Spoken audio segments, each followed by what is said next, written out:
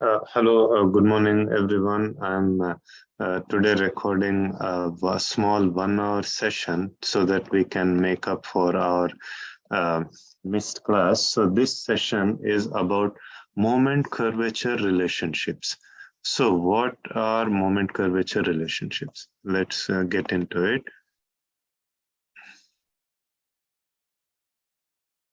So, we know that the when you look at a continuous beam, let me draw one here. Uh, Sorry, just a second.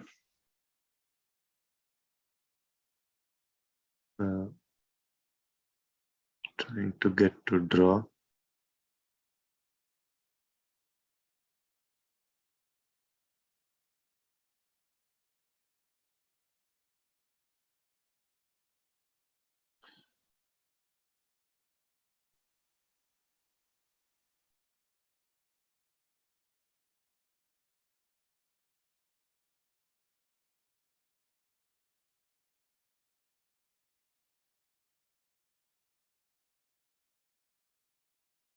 Okay.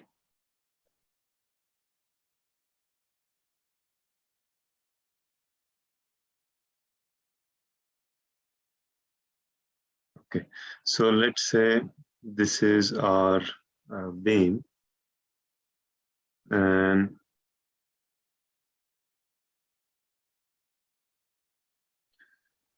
so we have a continuous span. So here is one beam, column, again column, beam, and so on. So if you look at the design moments for or moment envelope for this span, you will see it is something like this, correct? So you will have, or rather, it will be something like that, approximately. So you will have some moments here according to which you will give the reinforcement. When we design this continuous beam, we will be providing some tension reinforcement for uh, negative moment on this side, and also for the positive moments. Now, what will happen when so in the very first this section, so this part of the section will reach the moment capacity, right? Let's say we keep loading it until this design moment capacity is reached, until this value is reached, we keep loading it. Then what will happen is at this section, it cannot take any more moment, right? At this section, the moment is now fixed. From that point on, if you keep loading, what will happen? Now this cannot take any more moment. So now the moment has to be accommodated by the rest of the beam because it is still not a mechanism, right? When will something fail? Uh, let's say something is simply supported, right? You take simply supported beam, let's say with a uniform load. Now this is the moment diagram. So when you get the maximum moment, let's say you keep loading until you get to the maximum moment, which is at this midspan, then you will have what we call plastic hinge formed there. And then you have two, you have one, two, three hinges, right? Three hinges mechanism. Do you see?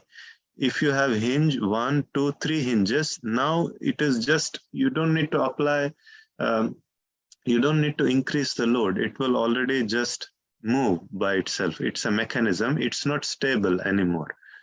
So, uh, but when it is continuous, you have relatively fixed supports here and here.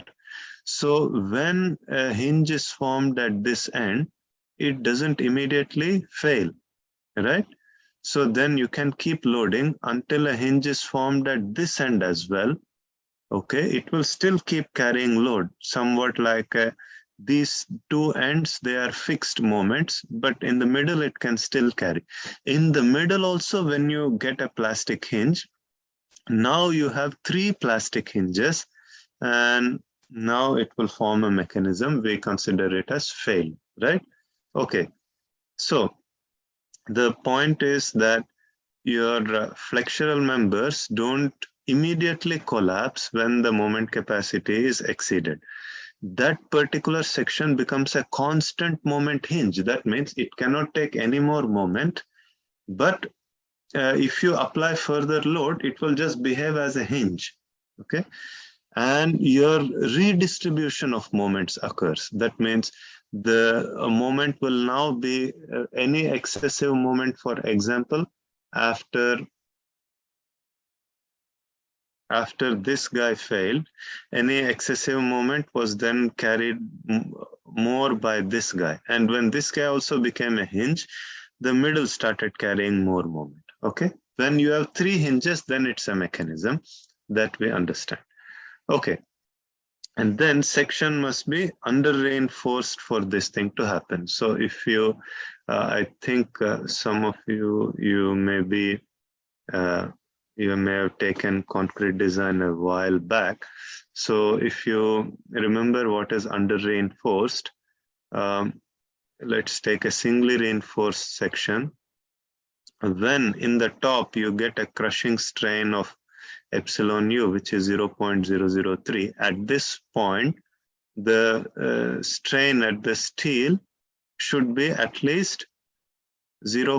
Greater than or equal to 0.002 for yielding, but 5 for that is the preferable, right? Between 0.002 onwards, it starts yielding, but you prefer 0.005. So that is under reinforced. And let me just, for a moment, stop the share, and I'm going to start a video of under reinforced section.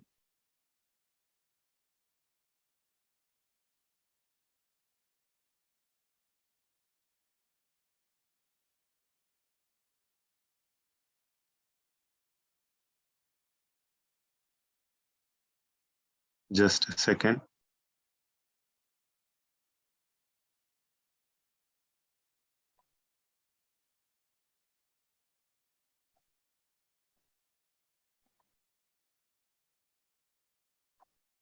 Okay, so in this section, you can see here, this is a under reinforced beam.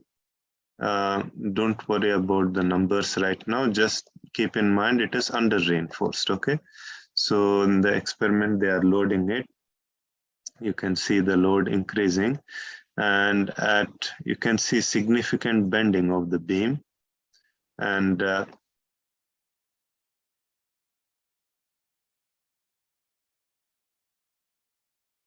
so after a certain point, if you zoom in, you can see the cracks start appearing, the flexural cracks. That means the load is, tension is getting transferred to steel. And when at the top you start observe crushing, that's when the load cannot go up anymore. So that is the that's the way under reinforced beam behaves, right? It's a very slow and gradual failure because of the yielding of the steel. Now, if you look at the moment versus curvature, initially it is a straight line, but then it is, when the steel has started yielding, you get a plastic region there, right? And then further the steel will start hardening, then you will have more, but they have not kept going in the experiment. So you can see up to here. Nevertheless, what this moment curvature diagram tells us is, it tells us exactly how ductile is the behavior of that particular member. That is, how much, by looking at that, you can understand how much energy is dissipated during this, during the failure of this beam, how slow it is, and okay, you cannot exactly say how slow it is, but you can say how much deflection, how much curvature before you reach the maximum capacity, then how much reserve capacity, then how can you use this for moment redistribution, and so on and so forth. You can say all of that by looking at this, right? Now our aim is, okay, so how did we take care of this in general in the regular or undergraduate reinforced concrete design class? We didn't go into all these details. All that we see is you take care that your tension steel must have a strain or extreme tension steel, farthest tension steel should have a 0.005 strain, and that we say, okay, that's sufficient for ductility. But here we are saying, okay, we need to get into the details. How exactly is the behavior of this beam? Till where is the elastic behavior? Where does the ductility set in? How can we take advantage of momentary distribution, so on and so forth, right? Okay, so let's come back here. Okay, so okay, momentary distribution. Usually in steel structures, it's like a given. We will take care of momentary distribution, and your design, we will account for the plastic hinge formation during design. That will give us more economical design. I hope you all understood why it is more economical. For example, very simple example, let's take using a portal frame. This is a portal frame. Now you're applying, let's say, uniformly distributed load.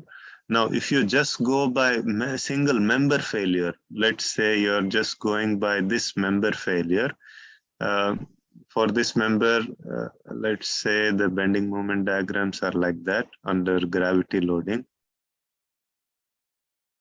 Okay, very simple case.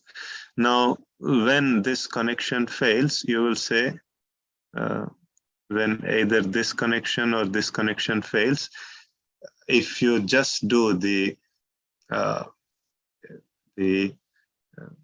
without getting into the plastic moments, if you just do according to an elastic analysis, when these two connections form hinges, you will say that it has failed, or one of them forms a hinge, you will say it has failed. But then it has not really failed, right? That is just a hinge, just a plastic hinge. What will happen after that? After that, it can still continue to carry load, but this will be fixed. Now, maybe this is also fixed, also hinge, but then now this can carry more load in the middle, right? So, similarly, this is a hinge, but the other end may not yet form a hinge. So when will this actually fail? When will this portal frame actually fail? We need a hinge, maybe hinge here and hinge here, something like that. So like what you see in this building. So this is an experiment they have done. This is a simple frame, but this is for reinforced concrete, okay? So that means the plastic hinge formation can be experimentally observed in reinforced concrete structures. You can observe it experimentally. For example, this is the first hinge, number one that you see. Those are the first hinges, those are formed, 1, 1, 1, 1 at those connections. Then at 2, in the second story, you see again the plastic hinges being formed. So when you have in all of the stories plastic hinges, that's when the true collapse occurs. So if you only design it for the first member or first section failure, then you're leaving behind a lot of reserve strength on the table. So just a second.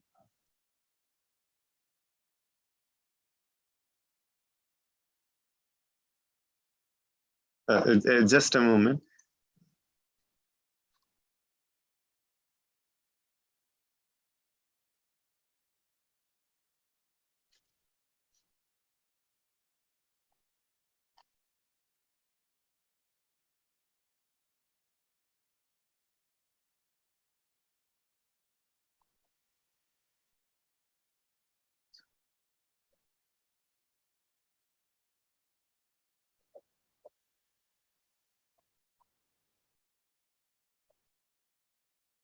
Just one moment.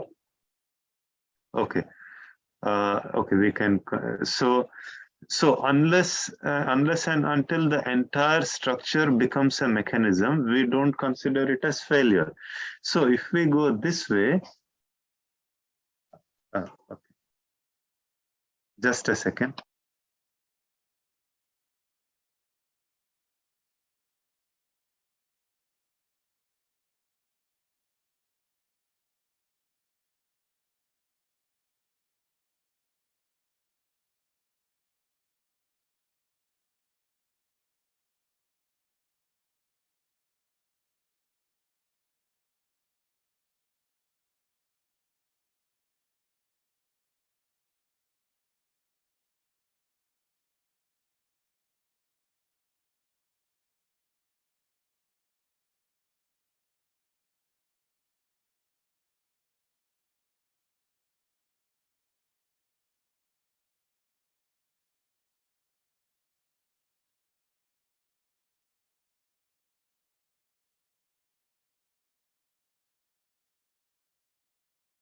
Oops. I'm sorry. So if we do it in that way, we are taking advantage of the reserve strength that the structure has. Still, completely it becomes a mechanism. We don't consider that as a failure. Okay. So that's why we are interested in moment curvature relationships. Okay. So how actually the moment curvature relationship looks like?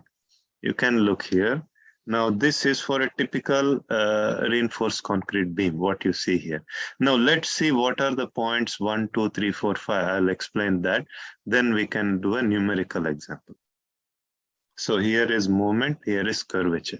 So before we go there, let's do a brief recap of uh, let's do a brief recap of what is curvature, just to help you recall. So here is a beam, any beam, okay? Any prismatic beam. Now, when it bends, what will happen? You can assume that plane sections remain plane, like we always do. So you will get this.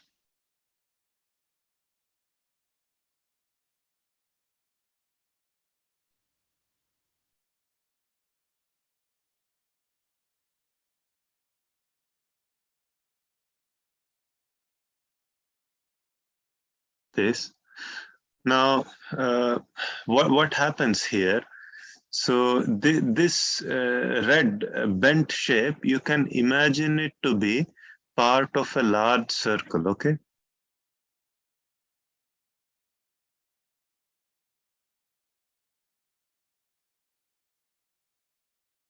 Right?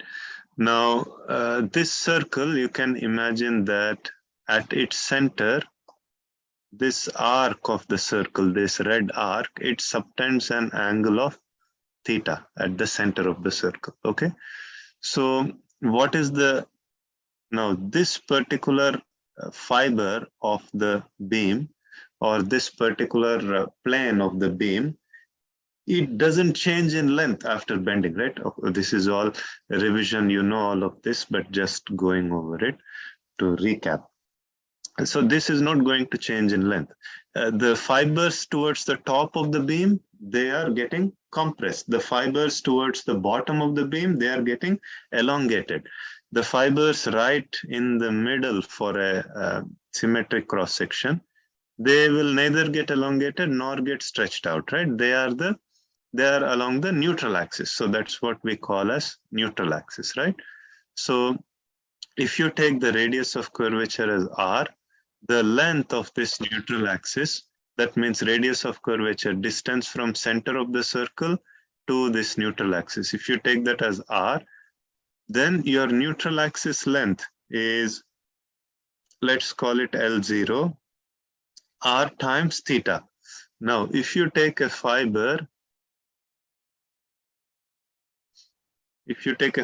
that's at a distance y below the neutral axis, okay,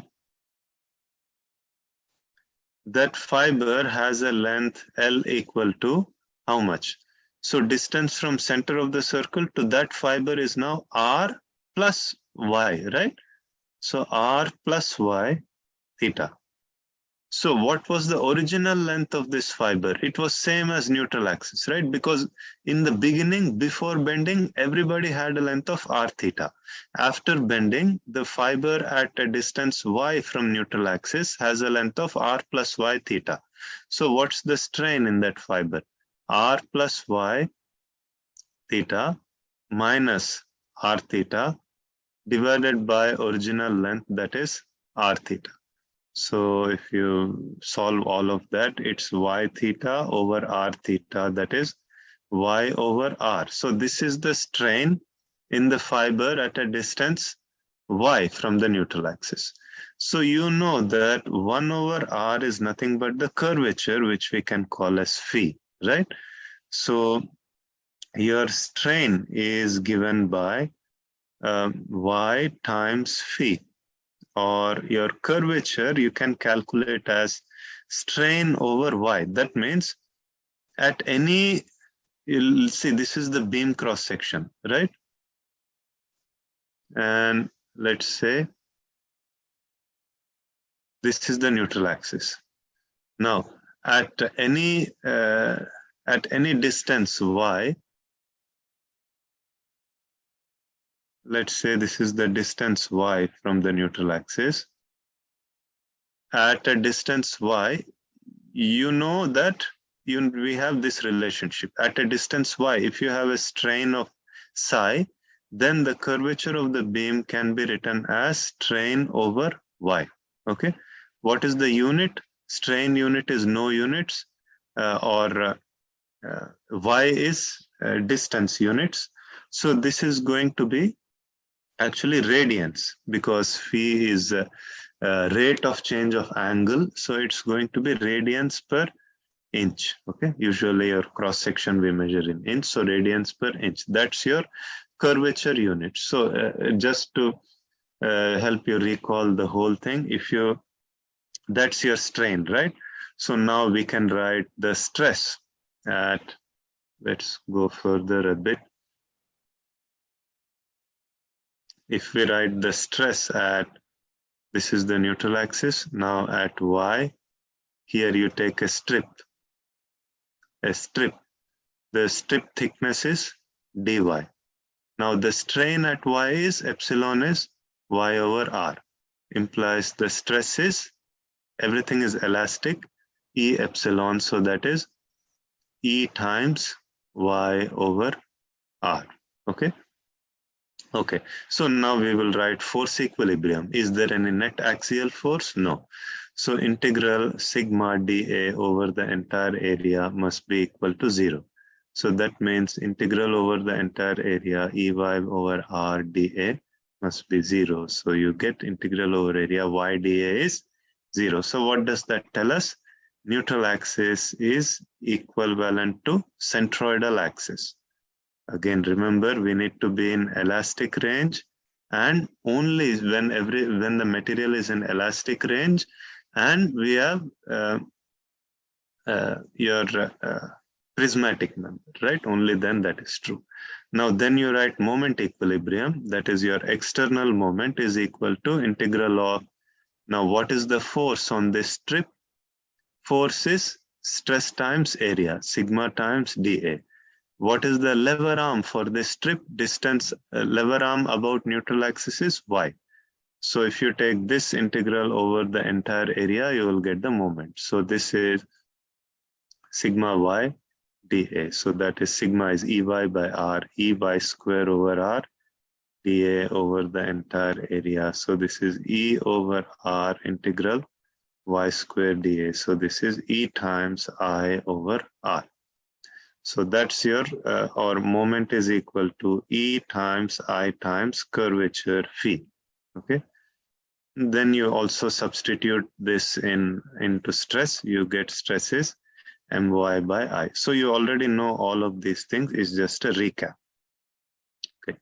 Now let's come here to a reinforced concrete beam. What happens? So initial part up to point 1 is where the beam cracks. Till then, it's all perfectly elastic, right? So linear variation. What is the relationship? M equals E times I times phi.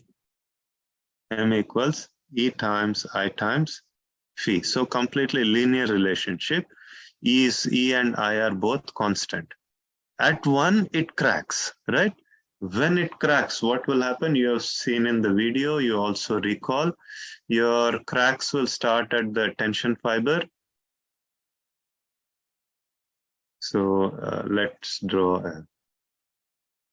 So uncracked is what? You already did all this for deflection. So this is your beam. So you take it as, you can convert it to an equivalent transformed section. Okay. Now this is what you can use this until it cracks. When it cracks, what's going to happen? Here is your beam. Here is your steel. And when it cracks, your cracks are going to start here and start going towards the neutral axis, right? So till the neutral axis, all the cracks will go. So what do we typically assume? Okay, up to the neutral axis, concrete is useless, right? Only in compression it is useful. So here is your steel. So from this point to this point, the moment of inertia has, moment itself is not changing. See, at the time the crack is opening, it's not carrying any higher moment. Okay, it's just the opening of the crack. So what happens during opening of the crack? It goes from just from 1 to 2. That's what it does. Okay, up to where it is uncracked, it goes from origin to 1, and then just for the crack opening till the neutral axis, it goes up to 2. Now next is still, let's look at the stress strain curve of concrete. We will be using this kind of curve till about, we can take 0.5 to 0.7 FC prime, till about somewhere in this range. It is still linear. Okay, concrete is still linear, so we can assume everything as linear relationship. And this curve also up to 3 is almost a straight line. 2 to 3 is a straight line, very, very close to straight line. This is the proportional limit of concrete. That means from here onwards, it is no longer linear. Okay, so from 3 to 4, it is not linear anymore, not linear elastic anymore. Now we keep going, we keep going. Now, since it is under reinforced, steel will yield first before concrete crushing. Okay, since the beam is under reinforced, we will first have yielding of steel. So when you go from 3 to 4, it's just non-linear right now. Then 4 to 5, and at 0.5, steel will yield. Okay, 0.5 steel is yielding. Now, then after yield, you will have a long ductile region, right? Steel cannot take any more stress, so it's just yielding. Now, but steel does have hardening region, so if you go beyond, then we can take advantage of that too. So it will start going up again. But at this point, the concrete may start getting crushed. So somewhere here, it will fail. Okay. So that is your complete moment curvature diagram. So we saw kind of conceptually how it works. Now let's see how we can implement this. So for implementing this in a problem, we are using the one of the nonlinear relationships for concrete, modified Hognestad relationship.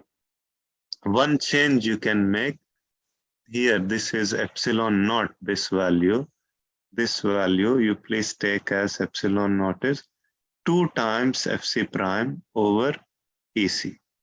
Okay, and this is the point where the crushing starts, and beyond here concrete is softening. This is softening region.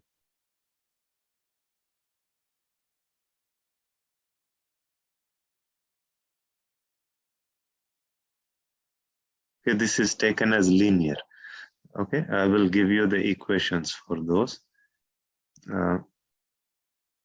Okay. So for steel, we take the full stress strain response, including yielding. Yielding is what? Yielding is this region. But after yielding, it is still plastic, but the yield stress keeps increasing. Okay, this is the hardening region. So in this hardening region, you can assume some hardening modulus for steel, ESH. And here we use a cubic fit with these parameters. Okay, this is for 60 KSI FY, grade 60 steel. Okay, now we have seen all the theory. Now let's come to a numerical problem. Just a second. Just a second.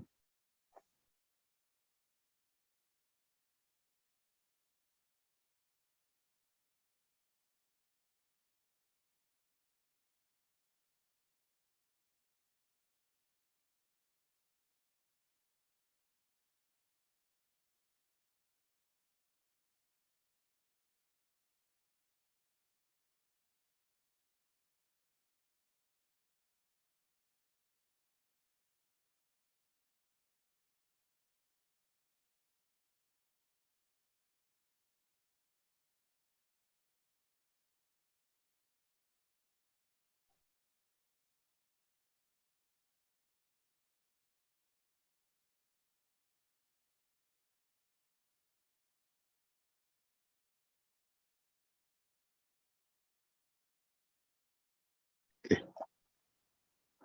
Okay. So we have an under reinforced beam. By the way, if you want to recall whether it is under reinforced or not, maybe let's just do a quick recap of the theory. So let's say you have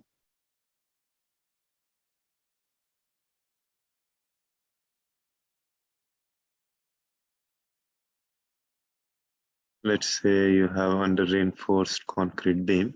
So how do we show that it is under reinforced? So when when do you take it as truly under reinforced or tension controlled failure? When you have your epsilon steel in the tension steel at least 0.005, right? So that means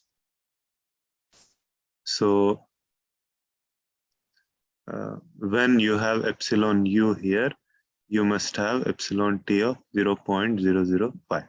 This is your neutral axis depth C, and this is D minus C, of course. D is the effective depth from the top of the beam to the centroid of the tension steel, right? Or actually it should be dt, but let's not worry about that now. Dt is to the extreme tension steel. So what do you have here? Epsilon u by C equal to epsilon t by d minus C from similar triangles. Epsilon u is of course 0.003. So you have 3 over C is 5 over d minus C. Let's simplify it. You have 3 over 5 equals, or let's write d minus C over C equals 5 over 3. So d by C minus 1 equals 5 over 3, or d by C is 8 over 3, or C by D is 3 over 8. Okay, so we got this relationship. Now we write the C equal to T, force equilibrium. So remember, this is your general ACI procedure where you have the Whitney equivalent stress block, and that is up to some A.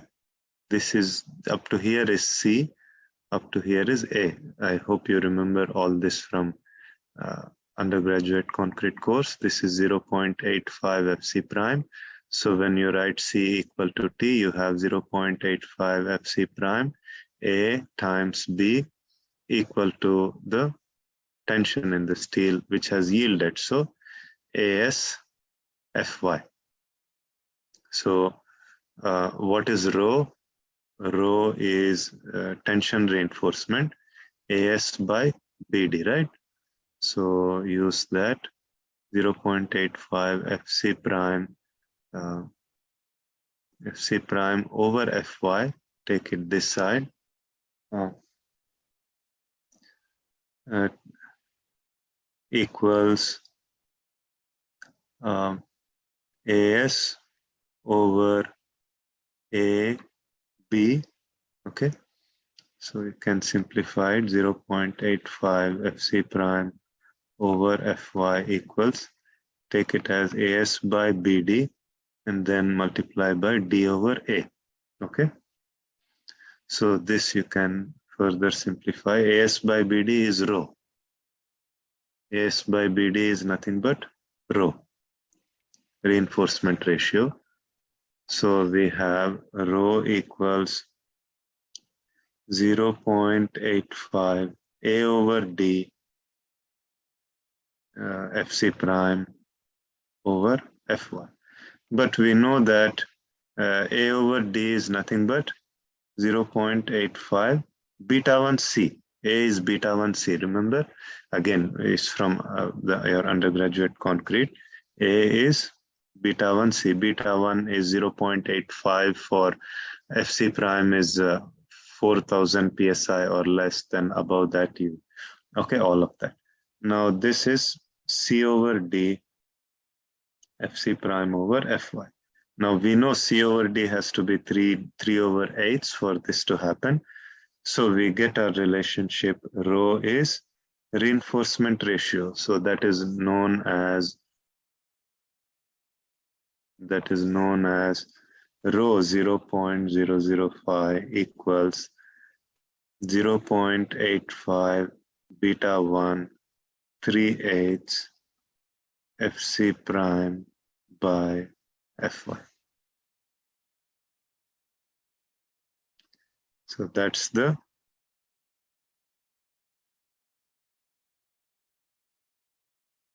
is your maximum reinforcement ratio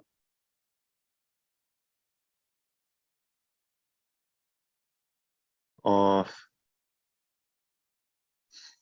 tension steel for tension controlled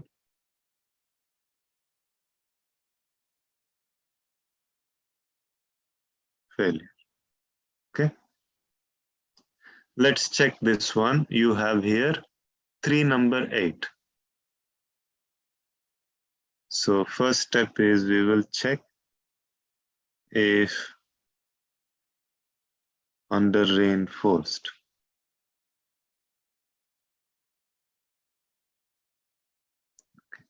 Or actually check, we are actually checking for tension control failure.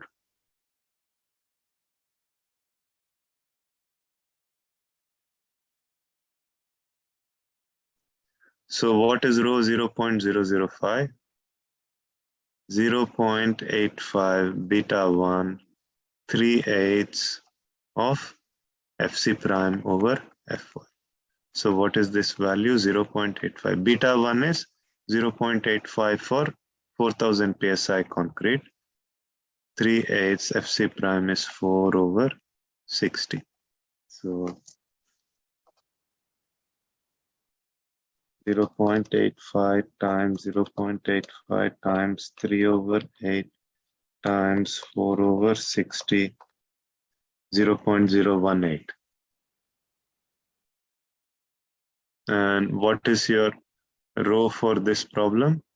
Rho is AS by BD. So 3 number 8. So let's go to the rebar chart.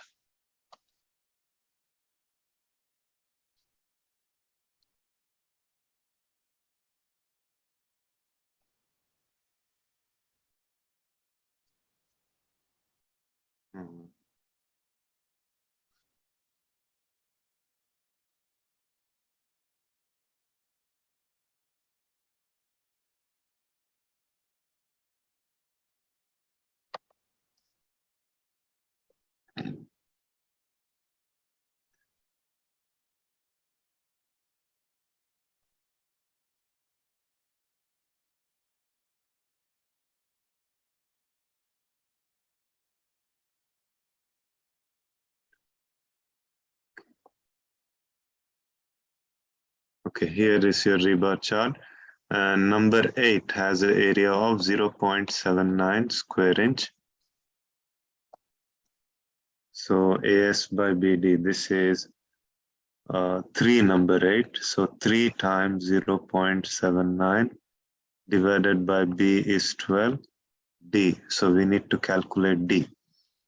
So D is, you have 1.5 inch clear cover here. Sorry, this is clear cover. So here D is, H is 20, H minus clear cover minus stirrup diameter minus bar diameter by 2, right? So you have,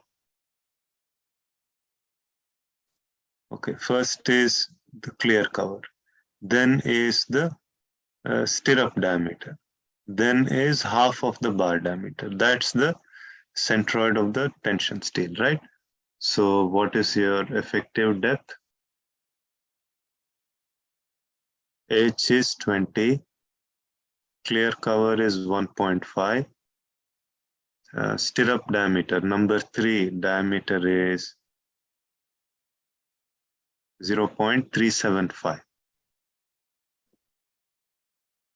Bar diameter is 1 inch for number 8, right? 1 by 2. So this is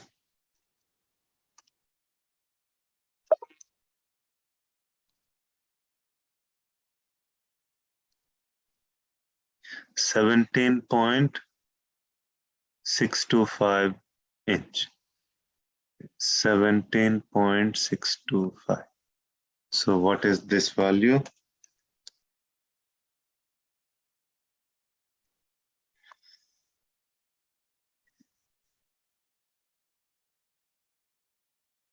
.0.011, which is less than rho 0.005, implies tension control.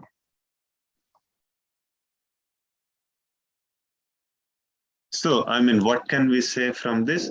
For sure, the steel is going to yield much earlier than the concrete crushing, okay?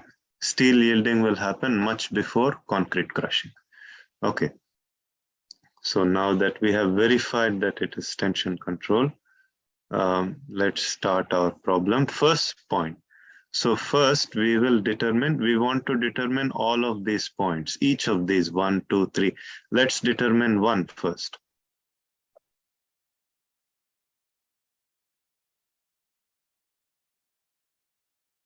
So this is point 1, cracking moment and curvature for uncracked section.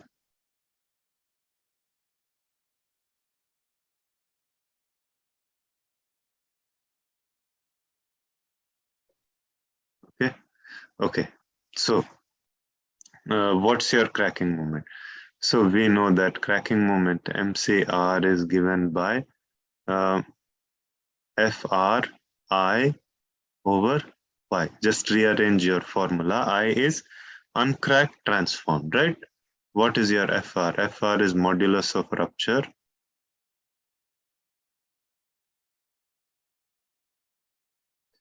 IUT is I uncracked transformed. I of moment of inertia of uncracked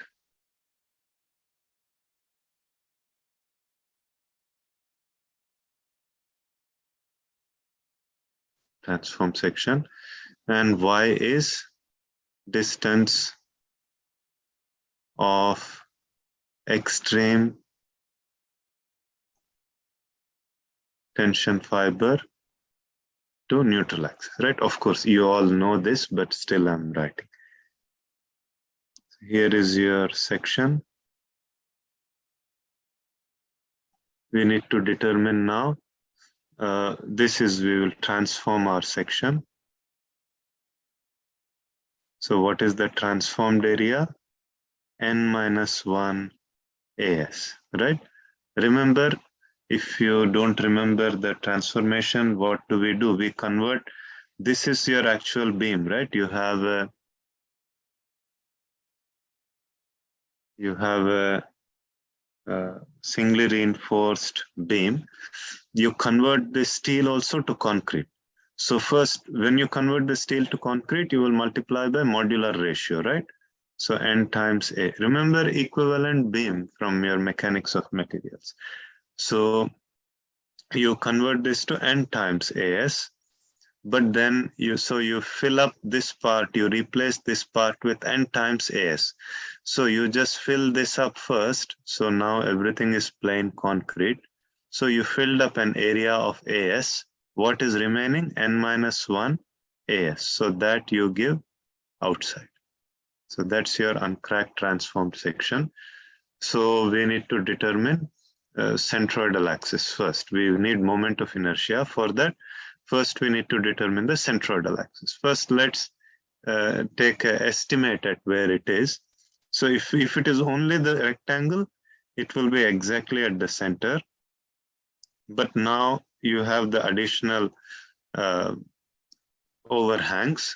So because of that, your neutral axis will be shifted down a bit. So your beam total depth was 20 inch. So it should be a bit below 10 inches, our answer, okay? So let's calculate the neutral axis. Just a second.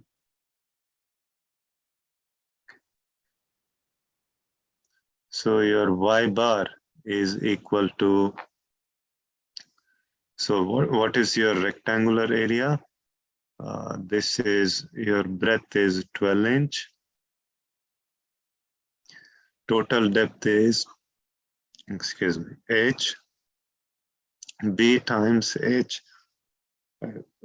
Just a second.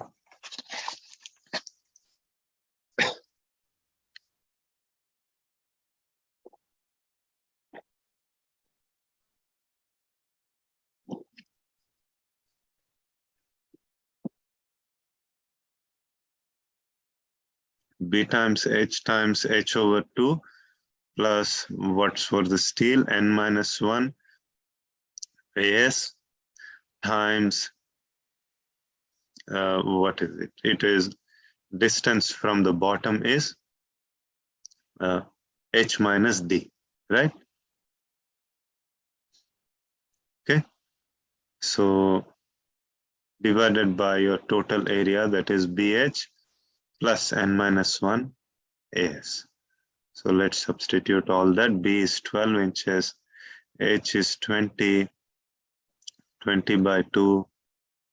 Okay, and we need to calculate the modular ratio. So remember, what is the elastic modulus of concrete EC? For normal weight concrete, it is 57,000 square root of FC prime. So that is 57,000 square root 4,000. This is in PSI. So if you work that out,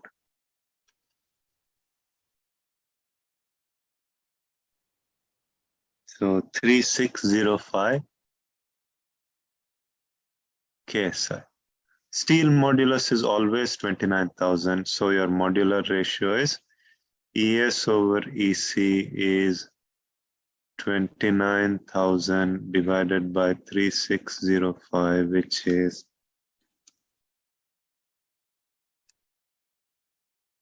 8.044. 8.04. This is fine. Now, so 8.04 minus 1 times what's your AS? You have 3 number 8. AS is 3 times 0.79 square inch for number 8. That is 2.37. Okay. Times 2.37 times H is 20, D is 17.625. And the whole divided by your area. 12 times 20 plus 8.04 minus 1 times 2.37. So what's all that?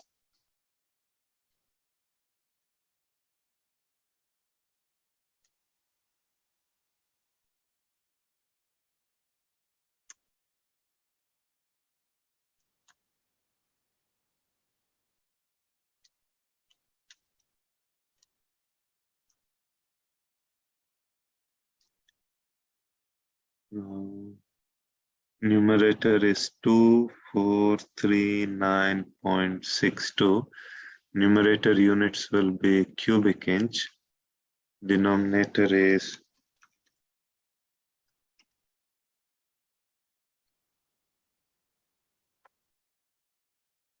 256.68.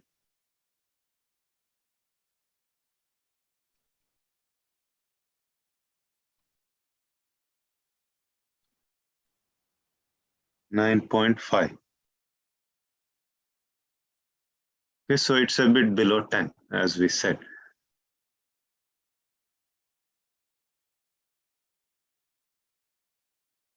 .5 inch. That's your neutral axis depth. That's your centroid or neutral axis. They are same. Now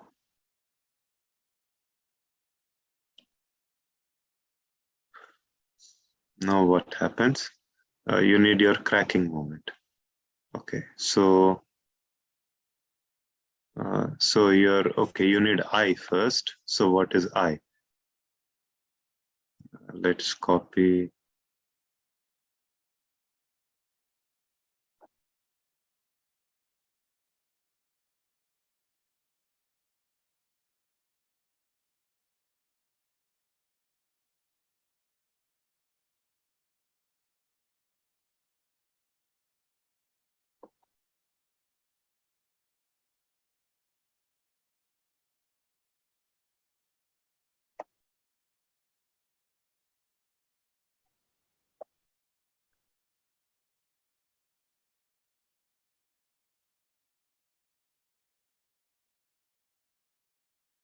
Okay.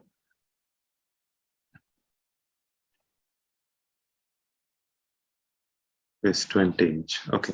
What is I? So you take your rectangular part, that's bh cubed by 12. So b times h cubed by 12 plus parallel axis theorem from your neutral axis. Area is 12 times 20 times 10 minus 9.5.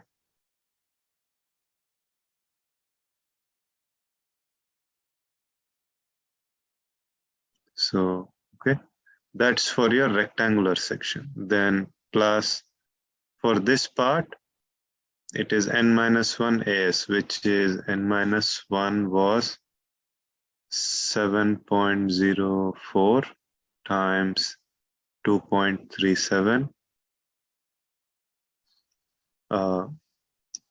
times your distance from your neutral axis is 9.5 minus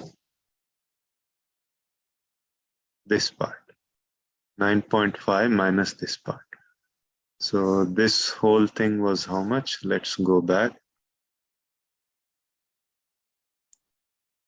That whole thing from the bottom to the centroid of the tension steel is all that. Let's calculate that. 1.5 plus 0.375 plus half, 2.375. Okay. So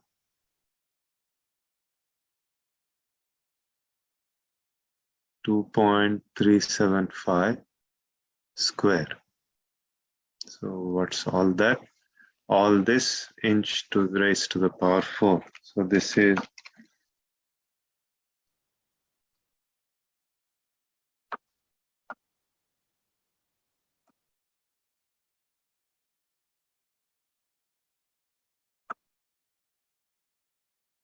so the first part is 8060 Second part is 7.04 times 2.37 times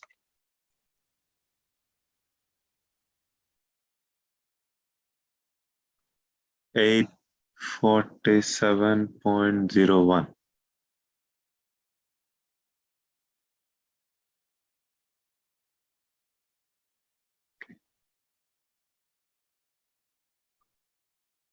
So 897.0.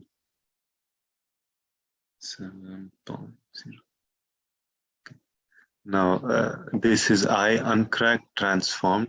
So yesterday I solved all this. So let me just make sure I'm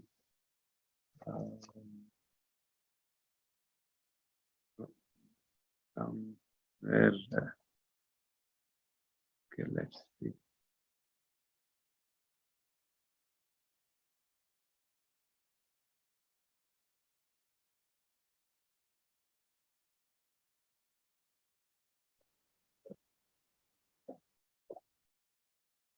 I think this is fine. Okay.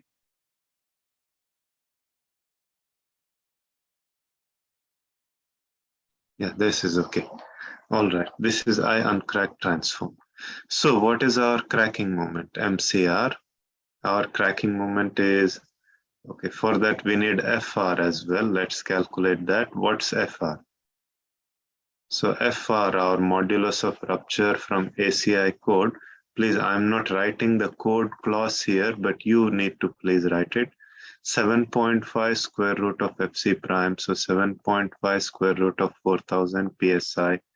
So that is, you need to check the clause from the ACI code and write it. 474.34 PSI. Okay. So now what's Y? Y is just 9.5 inch from the neutral axis to the bottom. So our MCR is FR I uncracked transformed over Y. So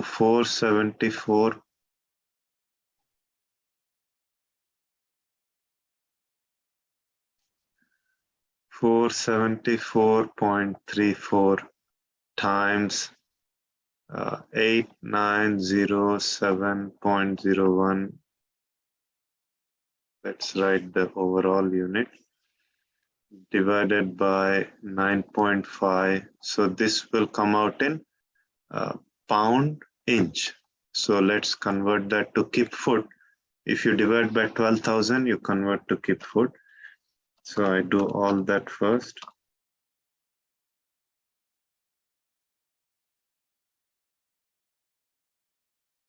And 37.06 kip foot. Okay, that's our cracking. Okay, actually I need to leave somewhere, so I'm stopping this recording now, but I will come back and then finish this recording for the problem. Till here it should be there. Please watch till here, and after I come back I will record the rest of it. Okay. Okay, thank you.